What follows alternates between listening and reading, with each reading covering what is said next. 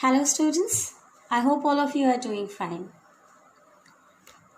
In the last video, we had done the second chapter, Nelson Mandela, A Long Walk to Freedom, of your prescribed textbook, First Flight. We had read about Nelson Mandela, how on 10th May he was going to be the first black president of South Africa.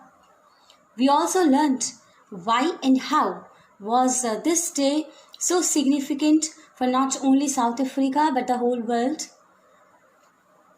Till now, this designation was, a kind of belonging of white supremacy.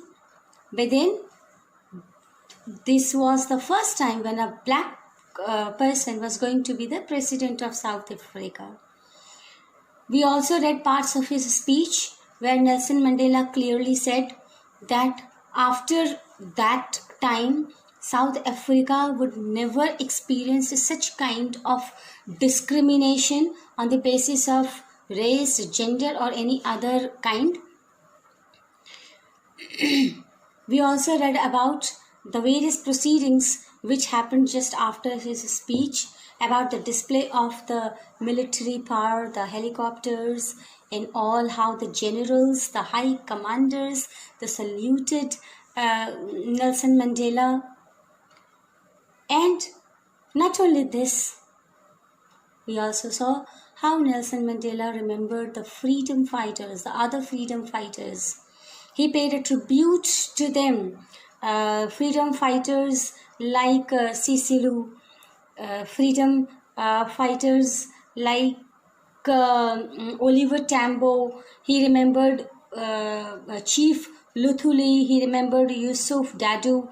He remembered Bram Fisher. He remembered Robert. So he not only remembered them, but he paid a rich tribute, a great kind of respect by saying that this day, this kind of installation of government, of a government which was not based on color or creed, could not be possible without the sacrifices made by these people. And then we also read how Nelson Mandela proceeds to say that a person must learn to hate if he wants to learn how to love. Because this kind of love will show him that from the oppression new depths of humanity can be reached. He recalls his guard when he was in prison. Those days he remembered the guard in whom he saw flicker of humanity when the situations were so adverse. So he says that humanity you can find anywhere. So now we are going to proceed with the same chapter and with the next portion. So here we go. I hope you all have tried the questions which were there given along the chapter, the oral comprehension check, and I want to assure you that if you have any problem, just after the explanation I would come up with the question answers where you would get the answers of all the questions. So if you have done, very well, and if you have not done, you would get to know the answer. So there is no problem regarding this, no tension. Just stay tension free and read. We are there to help you out. So let's continue. Nelson Mandela says, in life, every man has twin obligations. Here, by obligations, he means to say responsibilities. Twin obligations. So every man has two responsibilities. Obligations to his family, to his parents, to his wife and children, and he has an obligation to his people, his community, his country. So very well, he says that we have two responsibilities. First responsibility is towards our family, towards our towards our children, we as a family man. But we have a second responsibility too, as a citizen of the country. Responsibility towards our nation, responsibility towards our country, to our community. In a civil and humane society, each man is able to fulfill those obligations according to his own inclinations and abilities. So if we have a civil society, a humane society means a society which is based on humanity, a society which is based on the true ethics of mankind. So if everything is normal, if everything is free and fair, then a person can serve these two obligations without any hurdle. Two obligations, first as a family man, and second obligation towards our community. So if we have a normal, perfectly normal society, then there would not be any problem in serving both our responsibilities.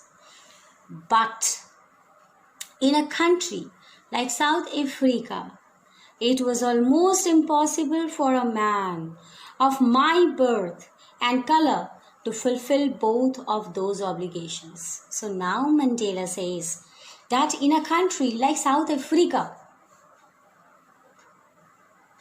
it was very difficult for a person like Nelson Mandela, having that color, to fulfill both the obligations. In South Africa, a man of color who attempted to live as a human being was punished and isolated. So what happened in South Africa? A person who was black, he was isolated, he was punished. He was deprived of the basic human necessities, of the basic human rights. Mandela Rights. In South Africa, a man of color who attempted to live as a human being was punished and isolated. In South Africa, a man who tried to fulfill his duty to his people was inevitably ripped from his family and his home and was forced to live a life apart, a twilight existence of secrecy and rebellion. So, if a person wants to work for his community, for his people, then he was forced to leave his family. He was forced to live a twilight existence. That means a secret, a mysterious existence, and he was forced to leave everything and just be a kind of struggler. I did not, in the beginning, choose to place my people above my family, but in attempting to serve my people, I found that I was prevented from fulfilling my obligations as a son, a brother, a father, and a husband. So Mandela writes that initially he did not want to leave his family to serve community.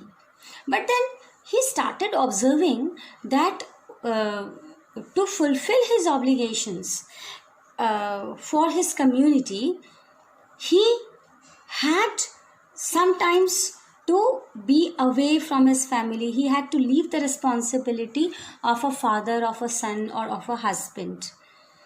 So what Mandela wants to say, that in South Africa, a man of his color could serve only one responsibility, either as a family man or as a person who is responsible for his community, for his people.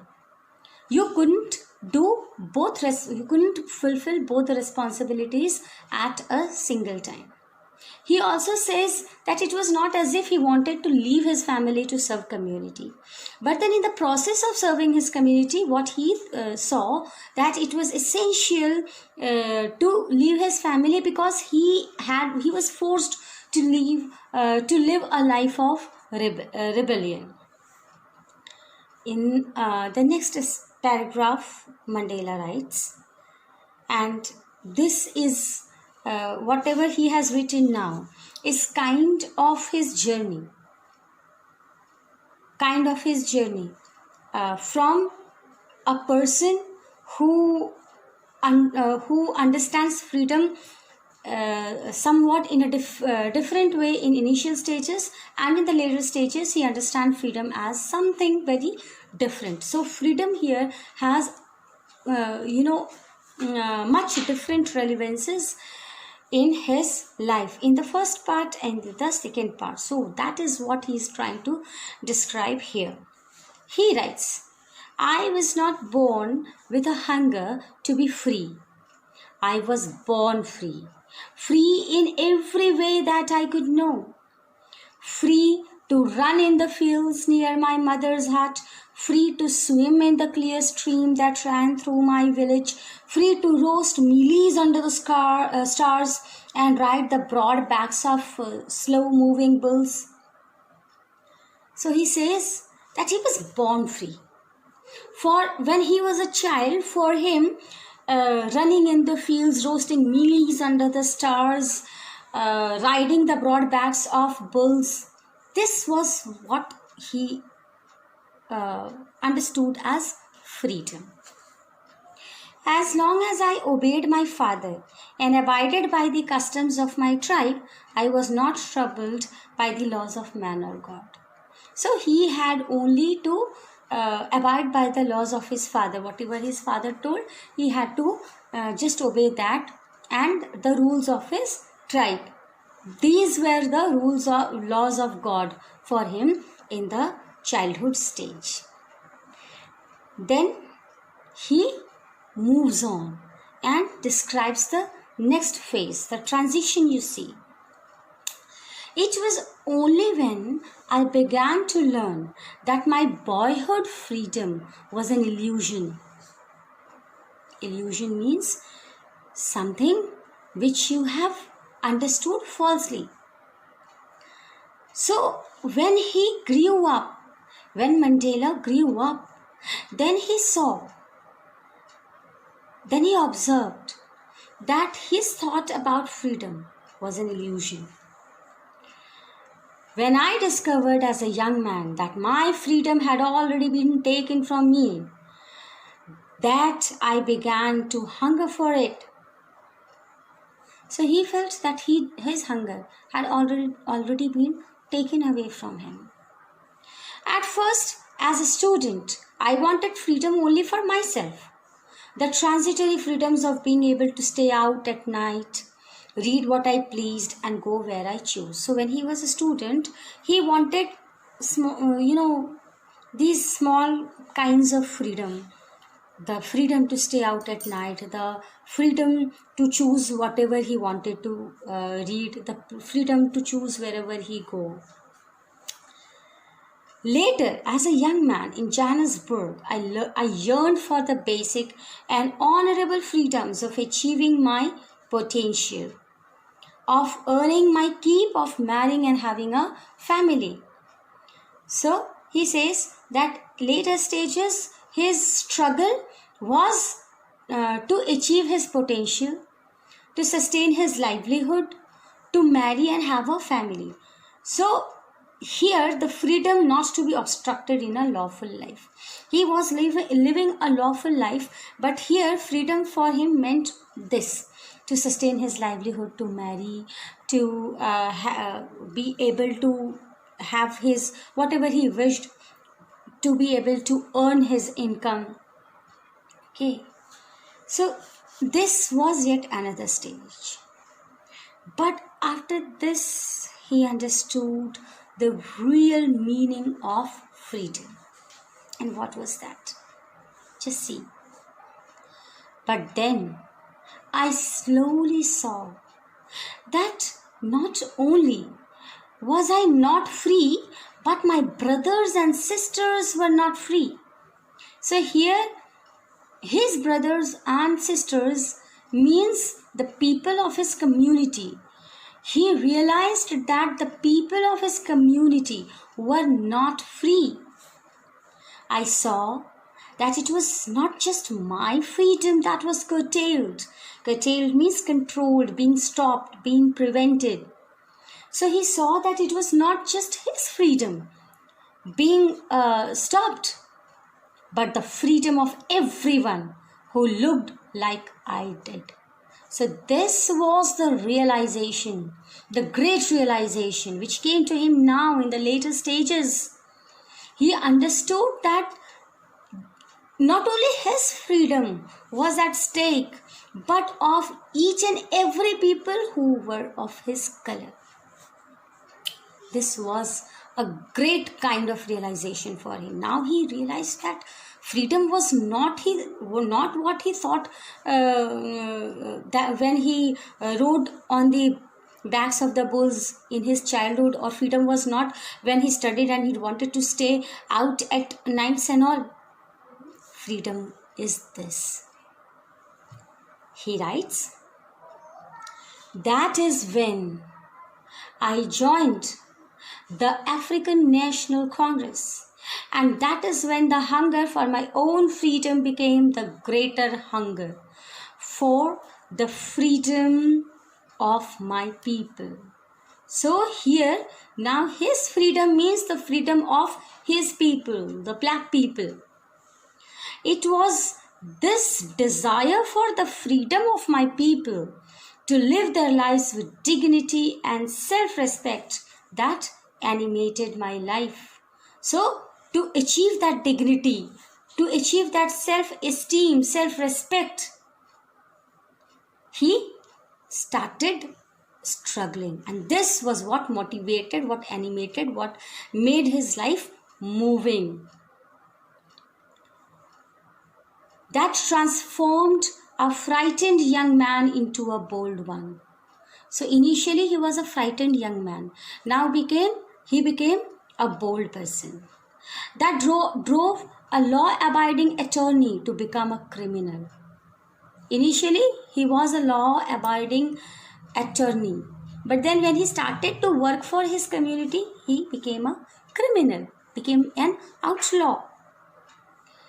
That turned a family-loving husband into a family without home. So initially he was a family-loving person, but then now he became a person without a family, without a home. That forced a life-loving man to live like a monk. So he loved life. He loved to live life, but then he had to live a life of monk. He had to sacrifice everything. I am no more virtuous or self-sacrificing than the next man, but I found that I could not even enjoy the poor and limited freedoms I was allowed when I knew my people were not free. So Mandela says that he is not more sacrificing than the other person. But then when he saw that his community was deprived of the rights, then he could not even enjoy whatever little share of freedom he got. Freedom is indivisible. The chains on any one of my people were the chains on all of them. The chains on all of my people were the chains on me. So ultimately he says that the chains on his community were the chains on him. The freedom restricted of his community were the freedom restricted for him. I knew that my oppressor must be liberated just as surely as the oppressed. A man who takes away another man's freedom is a prisoner of hatred. He is locked behind the bars of prejudice and narrow-mindedness. So very important thing. It's not that if I exploit somebody, he is my prisoner. Even I am prisoner. A person who is the oppressor is also prisoner.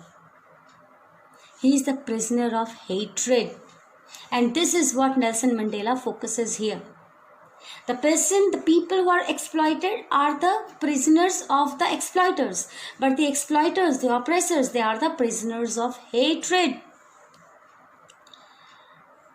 I am not truly free if I am taking away someone else's freedom. just as surely as I am not free when my freedom is taken from me. So if my freedom is taken away from me, I am not free. But if I take somebody else's freedom, then also I am not free, because then I become a prisoner of hatred. The oppressed and the oppressor alike are robbed of their humanity. So the oppressor and the oppressed, both, they don't have humanity. They are ripped of their humanity. The person who is oppressed, he is devoid of any rights, any humanity. But the person who is the oppressor, he is also devoid of humanity, because he is biased, because he is the prisoner of hatred, because he is the prisoner of partiality. So through this chapter like this, you see that Mandela has highlighted on some very important notes. Such a great vision he has.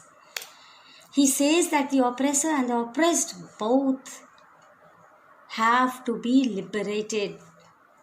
The oppressed has to be liberated from the oppressor, and the oppressor has to be liberated from hatred, from bias, from partiality. So I hope guys you must have understood the chapter. In my next video, I shall be coming up with the question answers. After this chapter also, we have some oral comprehension check. Please try to answer them, and of course I would be coming back with the answers, and you can tally all of your answers with them. Till then, goodbye.